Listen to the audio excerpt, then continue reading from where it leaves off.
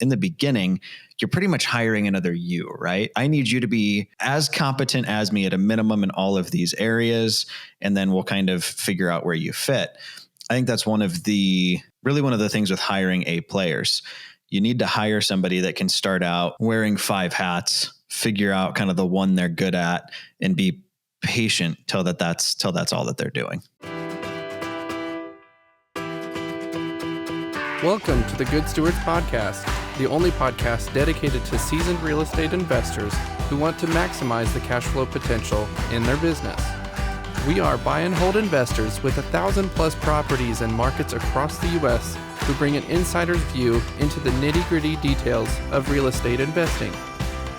If you're looking to develop the mindset, teams, and systems that can dramatically build your real estate business and net worth, you're in the right place. Welcome to this episode of the Good Stewards podcast. I'm Ryan Dossie. I'm Amanda Perkins. I'm Bill Sirius. And I'm Andrew Sirius. Welcome. It's good to have you with us. We're the Good Stewards, and we've got a really great episode today, so critical for your business, but it's going to be slightly longer, so hang in there with us because I think this is going to be real beneficial to you. Today, we're talking about hiring and firing. When do you make those decisions? Now, if you're kind of new to the real estate investment game, you're probably thinking about that right now. I think that hiring and firing is one of the most thrilling and one of the most chilling aspects of building any business. And it actually is absolutely crucial for business growth to do it right. So hopefully during our time together, we'll figure out a little bit more about doing it right. And let me tell you, just to start with, I remember reading a quote by Jack Welch, or more than just a quote, but he was the CEO of GE during its heyday a couple of decades ago. And he said when he was a young manager, he made about a 50-50% batting average in terms of hiring. And about 50% were good hires, about 50% weren't so good. As he grew in his role as a CEO, later on, he said he got to about a 90-10. Well, I would say that is a very challenging place to get to, where you have a 90% of your hires are great hires. But that's where you want to go. Now, the question is, when we start out, our first hire, if that's where you're at, let's think that through a little bit. One thing I think, and we'll open this up to the panel a little bit, you should know yourself before we go any further. Some people are really good delegators and they are very comfortable with delegation. Is that you? Or are you on the other side of the fence where control is really important to you? And if you know yourself going into this process, I think that's helpful. Because if it's all about control for you, you're probably like a friend of mine who's a painter who can't see himself getting beyond a one-man band in his painting company because he just can't hire employees. He just can't stomach the idea of being out of control. Now, I can appreciate that, but geez, you're not going to build a business with that kind of mindset. So if that's your issue. I think the other piece to that coin is those of us that like to hire and delegate, but then realize we still have to lead, right? Yeah. We can't just like hire, they know how to do it, and then great. We had an incident with a new employee that we were like, hey, go take leasing photos. It's pretty straightforward in my mind. What we got was really, really, really bad. So it's one of those things, even if you're somebody who's good at delegating, I think with hiring, the key thing you have to be conscious of is that you do still have to lead. I think a lot of us that end up in business like the idea of being a business owner, but not necessarily a manager. And you don't really have that choice, at least not early on. These can also be problems that the same person has, kind of the life cycle of being in business. You start off being extraordinarily scared to hire anyone because you don't trust them. Then once you've gotten some experience with that, you start to get lackadaisical and kind of let them go their own way. And then they start, they steal from you. They take bad leasing photos. We've had experiences with all sorts of things like this. And then you kind of go back the other direction. So it's always a balancing act, and you have to look for that Goldilocks zone. No, it's a great way to view it. I think for me, when it comes time to hiring, is when it starts to cost me money. is typically when I look to hire. So for me, my first hire and the first hire I always recommend, once you've gotten kind of some acquisitions under your belt, if you're growing your portfolio, is to kind of get that piece off, because it's a lot of work. It's a lot of running around. It's a lot of driving all over town. And, early on for me, it was one of those things of just like, okay, I have, 3 appointments and I have a 45-minute drive between all of them. There's no way I can get to all of these on time, is when I started to realize I probably need some help with this. The differences between who you're hiring and what role is. If it's an acquisition person, it can often be basically performance-based.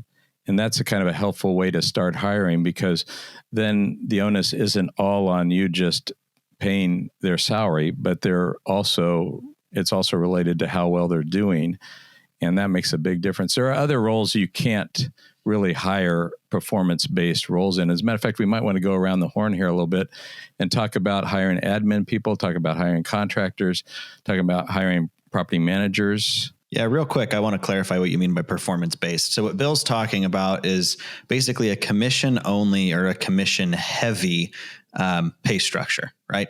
So I'll say it's kind of a double-edged sword of, don't be the guy who hires a commission-only employee who doesn't have enough leads for them to feed their family. And honestly, I've also seen a lot of the times kind of the best of the best operate almost better with some sort of a minimum compensation. That way they kind of get out of their own head a little bit. We use the phrase commission breath on the acquisition side of like, they need the deal so bad. They come across like a, used car salesman peddling a Dodge Stratus. So what we typically do is more of a draw structure of, hey, we're going to front you X amount of dollars. It's normally anywhere from $1,000 to $2,500. And that first $2,500 is basically us fronting them their commission. Now, if they don't break draw for a month, it doesn't roll over where it's like, oh, now you owe me $5,000. This isn't like indentured, servitude. It's much more of a like, this is kind of our minimum expectation for them. And if they're routinely not breaking draw, they're probably not the right person for that role, and they're probably not going to be around too long. Well, and I would just add one thing with regards to that commission. That is such an excellent way to motivate people, but you also need to make sure that you're looking over their shoulder and doing your own analysis of the deals and not just turning them loose, because if you're paying them on a commission base, they're going to want to close everything. So because they get paid on it. So it's important that you're mindful of what they're bringing to you and, educating them along the process just to make sure that it's a good deal for the company, not just for their pocketbook that month. Yeah, we tend to tie it to either a profit margin or something like the percentage of ARV we feel like we've gotten the deal at. Something where there's, what you don't want is just to incentivize somebody to go overpay for everything to try to get, 50 deals under contract their first month. You really want it to be kind of a quality role. But honestly, even when you hire for acquisitions, those guys typically aren't going to be the one analyzing the deals. At least not how I've seen most successful investors structure it. You want an acquisitions manager to solely be focused on acquisitions. That's it. Not analysis, not running comps, not estimating repairs. So how we treat our guys anyway is we're doing the analysis. They're going out with the numbers we've given them and shooting for that. So, it's kind of like buying a wholesaler's deal and just trusting the numbers he gives you. You wouldn't ever do that. You wouldn't want to do that with an acquisitions manager either. Yeah, good point. How about some other key roles? And when do you know when you need to hire? What is it? Well, if you're talking about, like, say, we're different kinds of companies. So we could, talk about on a wholesale business, the acquisitions, which would also kind of cross over into a buy hold strategy. But, we've opened a couple different businesses in different markets, and admin, property management type staff is sort of, it's not going to pay for itself right off the bat. So it's hard to decide when it makes sense to do that. And, are you going to do that initially in-house and build something, or are you going to outsource it from the get-go, which we haven't had a lot of success with? So, basically, if you are finding yourself using all your time, maybe managing your hold portfolio, and it's really getting in the way of all the rest of the parts of the business, it is time to bite the bullet and figure out, is this, who am I hiring and what is the best hire? Because initially, and we've always struggled with this in that growth of say 20 to 100 properties, you kind of have to hire a catch-all person. You have to hire somebody that can property management, lease agent, bookkeep, kind of do all of those admin roles in one somewhat effectively, because it doesn't make sense when your portfolio is small to have multiple people taking on each one of those roles. So it's sort of there's definitely some growing pains along the way. I think that's a huge point. I would say even on the acquisition side, right? Typically, you're not hiring an analyst, an acquisitions manager, somebody to sell the inventory you don't want, and a project manager. So it really is kind of you're hiring kind of a jack of all trades, and then looking for, what is this person flourishing at? What are they kind of uniquely skilled at? And then kind of really moving them into the role that they shine. But I do think that is one of the challenges when you're first hiring for any phase of any small business is, in the beginning, you're pretty much hiring another you, right? Like, I need you to be as competent as me at a minimum in all of these areas, and then we'll kind of figure out where you fit. I think that's one of the really one of the things with hiring A players. You need to hire somebody that can start out wearing 5 hats, figure out kind of the one they're good at, and be patient till that's all that they're doing. Yeah, I think that's a really good point, because let's talk about A players and B players and C players, but you really want to hire for a specific role. This is the challenge I think we're just talking about right now, because to hire somebody who can do everything is like a template for failure, is finding somebody who's mediocre at everything, because who of us has the strengths to do accounting, to do acquisition, to do property management, to do contracting?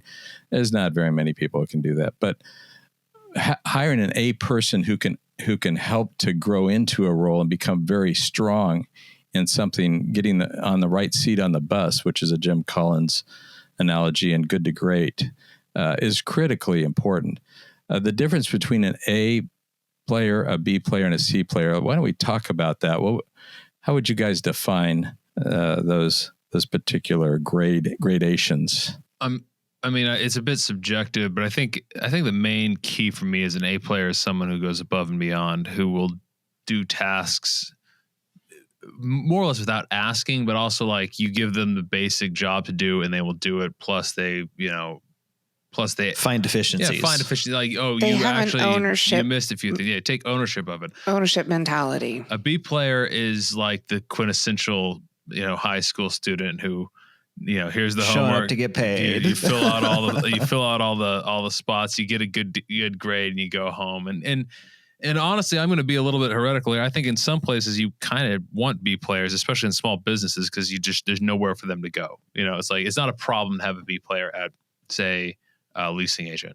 That I don't consider that to be an issue. It's a big problem to have a B player at a position that is either critical, managerial, or really growing, because the B players I don't see. Before you jump to C players, could we maybe define that a little bit more specifically? Like, I think there's a big difference between a B- player and a B+ player. I'd say another challenge is B players that think that they deserve to make as much as the business owner. Yes, we run into those occasionally of like, I'd like to get a raise by $70,000. And it's like, oh, what? So I think you're either going one direction or another if you're a B player. A B- player, and you'll figure this out fairly quickly. Yeah, I'd call him, I've heard this term somewhere, a cul-de-sac person. Basically, they can do their job, but nothing really more, and they don't aspire to much. They don't have much personal ambition to grow themselves personally or grow the company. Where a B+ player, I would call them a capacity person. They have much greater capacity, and they're willing to, to work hard, to seek to better themselves, to better the company and that kind of thing. And I think, Andrew, maybe to go back to hiring B players, I don't really want a lot of B- players, on our team. I don't want people who are just there kind of filling up a seat and doing their job, but not really growing. I think it tends to bring the culture down. And I realize that not everybody's going to be an A player, but boy, I'd sure like to be moving up in the B range rather than down in the B range. I think one of the big ways you differentiate that is also what you're willing to pay, right? If you're, hiring for a position that most folks are paying $10,000, $20,000 more than you, you're probably not going to get the cream of crop in candidates, right? You're probably going to get people that want to try their hand at being a property manager. And it can be, I think it's definitely a balance, right? Because you don't need a $100,000 a year, leasing agent. But at the same time, you want to make sure that you are kind of setting your folks up for success where they're also incentivized to stick around. I think one of the challenges I've seen with B players and other businesses I own is they're kind of always looking for what the next raise is. And it's like, well, I can make another $1 an hour if I go over here. And it's like, well, okay, but you lose all of your benefits. I think that's another kind of challenge with folks in kind of the B-, maybe C+, is they tend to jump ship pretty often, pretty frequently. But that's also, I think, pretty easy to screen out when you're looking at applicants. Like, hey, you've had 9 jobs in the past 4 years. Like, what's, it seems like you stick around for 6 months and then start to hate people. What's up? Well, I'm glad we actually have some disagreement here. I actually kind of disagree with you guys. So the way I differentiate, I see B players actually as probably being your most long-term because they're stable. Like a good solid B player is solid at their job, doesn't aspire to much more. They're just oftentimes there are the B players. It's kind of a side point, like that want raises constantly, think they're more than what they are. But the A players, because they are always pushing, they take an ownership mentality, but they also, they expect a lot of themselves, but they kind of expect to be rewarded for that also. And it can be difficult to keep around as well, because oftentimes they want to move on to their own opportunities. I know, I can't remember, strategic real estate coach would often say that you are going to lose A players. Like they are going to eventually want to go out on their own or find something that you just can't compete with, but it's worth it along the way. Well, and I think you should think of Stephen Covey's contrast here of having an abundance mentality versus a scarcity mentality as an owner. Because if you have an abundance mentality and you say to an A player, in a sense, you may be able to do better, but together maybe we can really grow this thing, even eventually becoming a partner. That makes a big difference of them, having a potential future with you. And if you just can't grow it big enough for their ambition, then you've got to say, I'm good with you going somewhere else. I wish you wouldn't. I wish you'd stay with me. But, I know your personal growth and your personal financial situation is paramount for you and your family, and I can appreciate that. So you need to let such people go if they have to, rather than having a scarcity mentality, which basically I kind of own you as your boss. And I own everything about you, and I own your future if I want to. And I mean, that's just going to get you nowhere. Ironically, that will actually hurt your negotiating position if you're desperate to keep somebody. Yeah. Because of like, okay, you own me, now pay me even more. Yeah. I think one of the other kind of key points here when we're talking about hiring in these different players is making sure we've got the right person in kind of the right seat of the bus. We've at times thought, hey, maybe this person would be better over this, and then realized, hey, that's not great. Or we had an acquisitions guy we hired who really, really liked, really good kind of culture, core values fit, really kind of melded into the community, but like, hopefully he doesn't listen to this, had a hard time closing a door. Right. So it was like actually closing a door or closing. No, like it's an analogy. Like you're okay, cool. Really hope he doesn't listen to this. Anyway. But it was like, you have other skill sets though that are really, really good. So instead of putting him over acquisitions and actually closing the deals, we moved him over to an ISA, an inside sales agent, where his job is taking the leads and making sure that they're getting to appointments, making sure that they're being followed up with, basically kind of teeing up the pitches for the closer, if you will.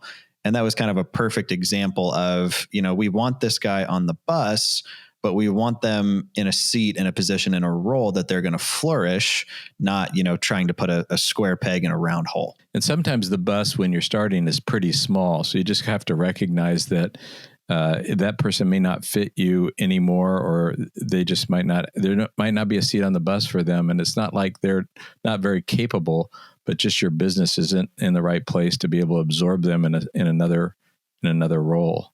But I think that might kind of lead us into the issue of firing. And I kind of like to hear what you guys said. I've heard recently, actually, Scott Adams of Dilbert fame got me thinking about this. He said that firing is actually a more important skill than hiring.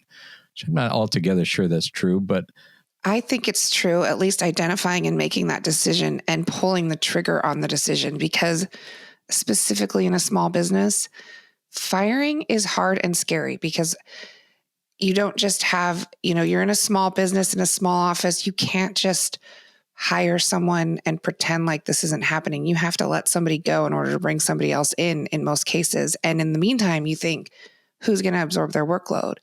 In a small business, sometimes that's you. And that makes you put off that longer than it should. And we've done that in our business more times than we've done it quickly. We've let people stay longer than they should have. And it's made it worse. It's hurt the culture.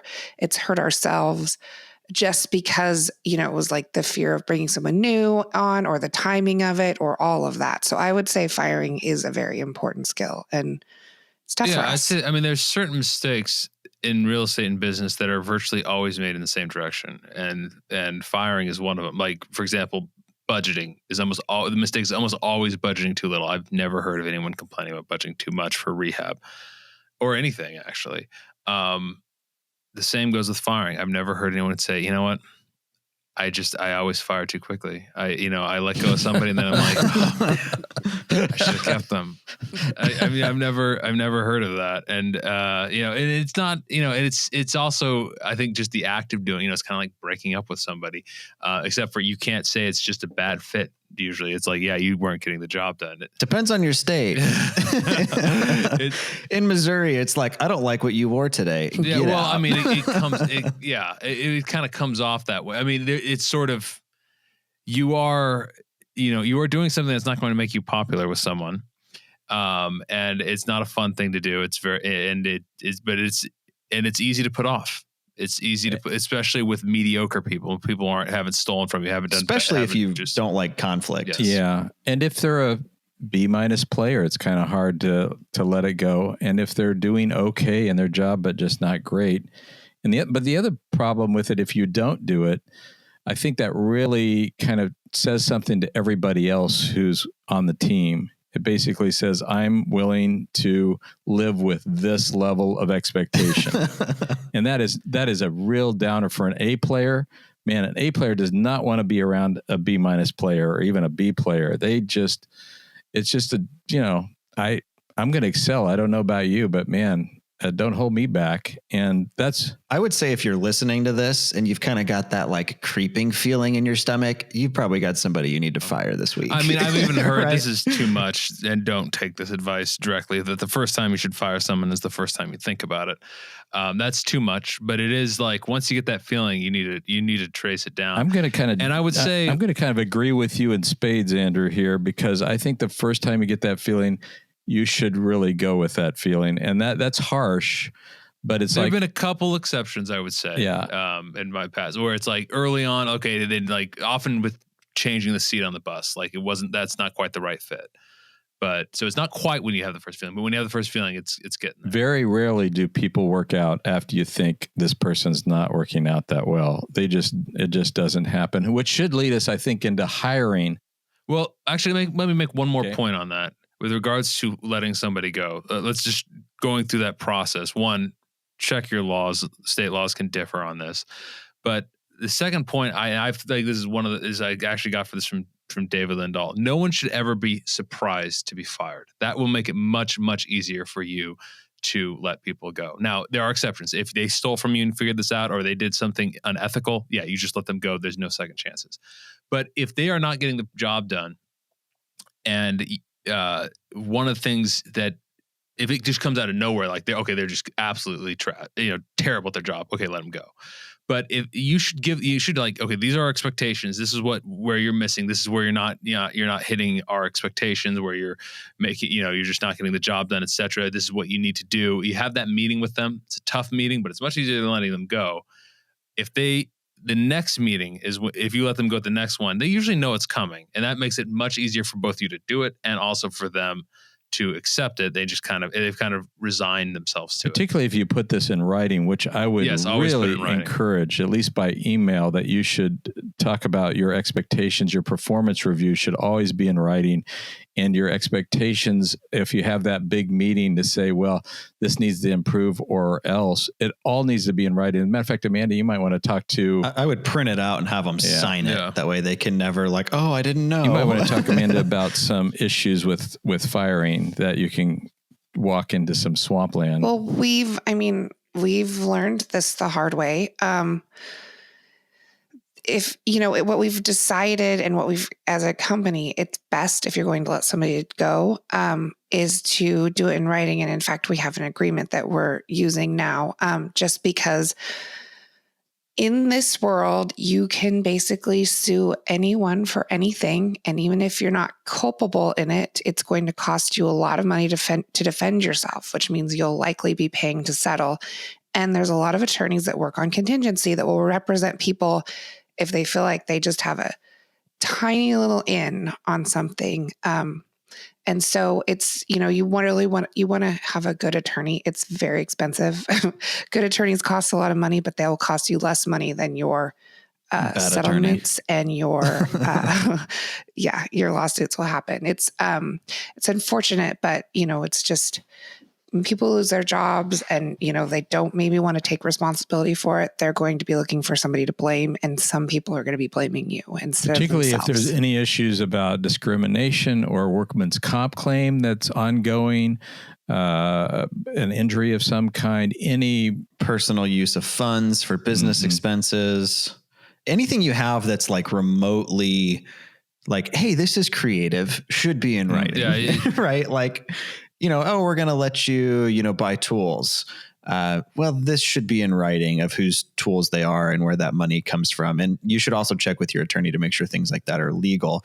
I find, you can have somebody who maybe you go above and beyond for, you give kind of a really neat opportunity to that provides them some extra benefits, like maybe ending up with their own tools that they own. And they can turn around and that thing you did for good, say, hey, actually, this was taking advantage of me when the relationship. Yeah, we were sued by an employee, and that was just part of it. We had he had a tool fund with a local Home Depot, and we were buying his tools, and then he was paying us back over time. But because he's also using our discount to get things for his home improvement project, so it was it was like, oh, I want to buy on your account to get this discount, and then you can take it out of my paycheck. Check your laws about if that's then he turned around and sued us because we didn't show in writing every time that we docked his paycheck and have him sign that was a legitimate docking of his paycheck. So it's kind of like, doing the good deed is oftentimes the way to get yourself in trouble. So I would just generally avoid that. Mm-hmm. It's why people don't do that, because it opens yourself up. But I think we should wrap this point up. I do want to make two last things. One, don't ever tell someone when you're firing them how hard it is for you. Amanda, you've made this point to me that no one wants to hear that. You are just about like, no one cares if it's hard for you to tell them that you're firing them. And also try to do it quickly. You don't want a long conversation. Preferably don't even sit down. If you can stay standing and them stay standing, that's better. Because and once you've said your spiel and had them, they've responded or whatnot, literally stand up, because you don't want to get into an argument there. You can even tell them, like, if you would like more just more to talk about this more, or more clarification about why this was, we can talk at another time or whatnot, but it's not the right time. I've never even heard of them calling you. So you want to make it quick, sweet, to the point, and get done. And people should not generally, and don't tell them how hard it is for you. They should not work another moment for you after a firing. So remember to get the keys, the credit cards, the debit cards, everything, the passcodes, everything you need. You should be prepared with all that. Okay, let's get into hiring, because we prefer not to fire. And if we hire really, really well, we'll never have to fire. Well, maybe we will, but anyway, what is really important about hiring? First of all, I'll just say it's the most important thing you do in your business. Because it's the people that you bring on board, if your business is expanding, that's going to take you to the next level, and the level above that, and the level above that. So hiring, I would say for me, where I start is by identifying what the core values of my organization are. And, I think that's a whole nother episode in and of itself, but knowing what you expect out of your people, and then also having a clear mission statement where they know what they're buying into, right? Ideally, we want people that are sold out for what we're trying to do, whether that's revitalizing communities, building a rental empire, right? Like whatever the goal is, we want people that are on board with that, not just kind of like, yeah, I'm here to collect a check. So I think for me, I make my hiring and firing decisions based off of our core values, which mine across most of my companies are EPIC, EPIC, excellence, personal responsibility, individual development, and community. Makes it really, really clean cut and clear when somebody needs to go, of like excellence. You're not really doing things right. You don't really seem there's no attention to detail. Personal responsibility, oh, well, it's not my fault I lost the keys. Like, okay, maybe this isn't a good fit. And I think the other flip side to that is your employees knowing them and your business partners knowing them, so they can call you out and be like, hey, you've kind of been a tool lately, right? But I think for me, that's the big thing I look at when I'm hiring is, do you fit our culture? Do you have the skill set? And kind of, do we think this is a good fit? I don't care what grade of player you are. If you bring gossip and strife into the organization, you got to go. Absolutely. The other thing is, back to that, just outlining clear expectations and job roles from the beginning is really important, so that they know what to expect and what you're hiring for. Take the time to figure out, what do you want this person's role to be? Where do you want them to fit in? So that you're not just throwing it out there like, I need someone who can executive assistant. Yes, exactly. So this starts right off on the job description that you post, right, Amanda? You want to talk any bit about that? Right. List their job duties and list their responsibilities and their expectations, what you're looking for, so that they know. Before we're even evaluating, we're looking, we're collecting resumes, and one thing that we look for is just continuity of employment is good. Somebody who hasn't jumped around. If they've jumped around, you're going to be investing time into training someone. So if they're just going to be moving on in 6 months, maybe they're not the best fit for you. They also tend to have a lot of drama when they hop around a lot. Like, every other employer has been awful. Like, at some point, it's got to be you. Common denominator. Be thorough in your interviews. Don't feel like you only have to meet them one time and then make a decision. Bring them back 2 times, 3 times. Bring them in for a week on a probationary period. Probationary periods. Double check their references. Good. Yeah. And make sure that they're looking to find a good fit for themselves, that they know that their value and what they're looking for fits into your company culture. Our best hiring has been from, trying to find other people that are gainfully employed and find a way to lure them into our business. They tend to be our best employees. And that's been our experience. Is LinkedIn can be great for poaching. Yes. Yeah. References are also good. If somebody, like referrals, if a current employee says, getting this is actually one book that we highly recommend is Who, which is in the longer version, Top Grading, by Geoff Smart and Randy Street. Those they highly recommend getting referrals from other employees or other key people in the industry.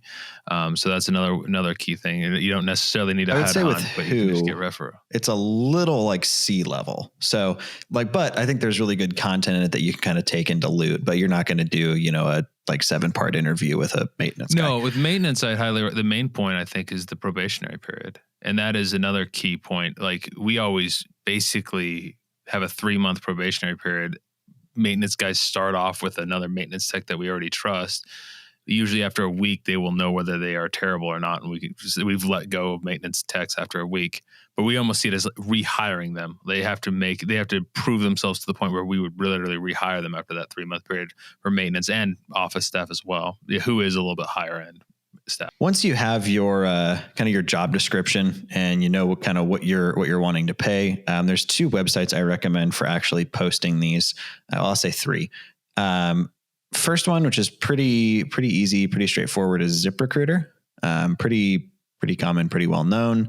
I believe they're going to be on the cheaper end of the ones I'm going to recommend here.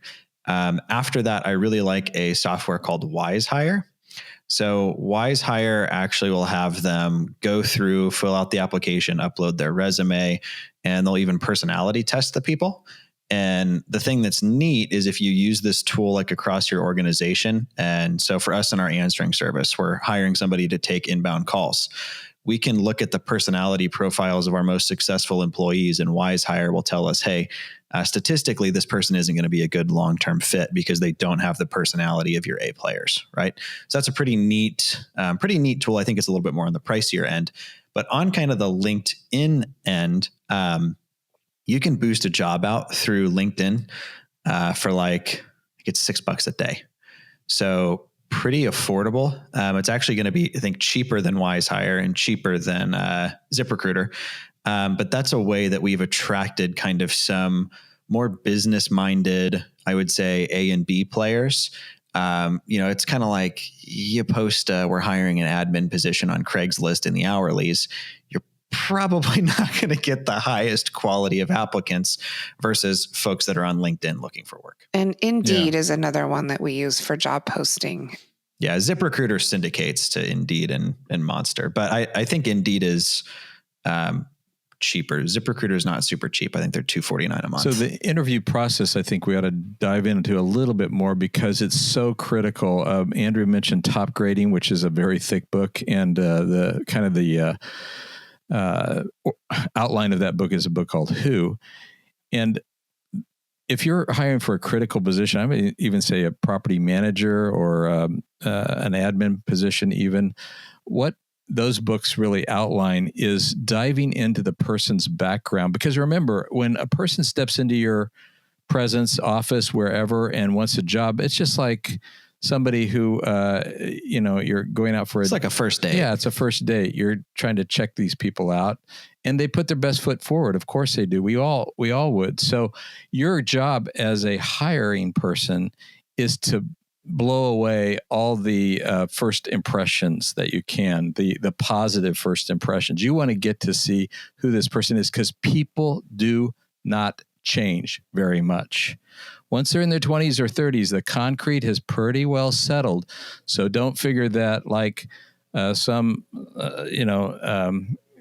post-marriage situation. Oh, I know I can change that person. I can just change them. No, you're not going to change them. You have what you have. In a good environment, that person can blossom a little bit more. In a bad environment, they'll drag them down, but you're not going to change that person. So your hiring decision needs to be based on the most information you can of what that person is really going to be like outside of the first impression. So how do you do that? I'll just suggest a few things that come out of Who, but that is to delve into their background really, really closely. So going through every single job they had in fine-comb detail. So you really want to say what did you struggle with in that job? What did you excel with? Tell me some way that you helped the organization or the company to get better as a result of a specific thing you did. So the more you can do that, and sometimes something will slip out, like a feeling like you got the boss ripped them off, or a bitterness about something that feels like blame shifting. Those are huge red flags when that happens. But you want to find those red flags. And I guess, does anybody else have something to offer about the hiring process? I think only other thing I'd recommend kind of before we head to closing here is we like 2-part interviews. So in most of my companies, we'll have one person do kind of the initial like fact finding, kind of checking, digging into the background. And then we'll have somebody else, and it can even be a phone call, that'll kind of feel out the core value pieces, kind of the relationship pieces, to see if we think this is going to be a good fit before we move forward. And we've had people that, have done great on the first one. And then in the second one, they let something slip on the personal end. And you kind of like, okay, well, they checked out and they're probably a good employee, but not for us. Yeah, so take hiring really, really seriously, and that's a hard thing to do. We've had interviews that have gone over more than one day, but 6 to 8 hours before, in 3 different interviews. It was so important at one point. Well, in every critical role, it's that important. So, as much time as you think this is going to take, do not make quick decisions. Hire slow, fire fast.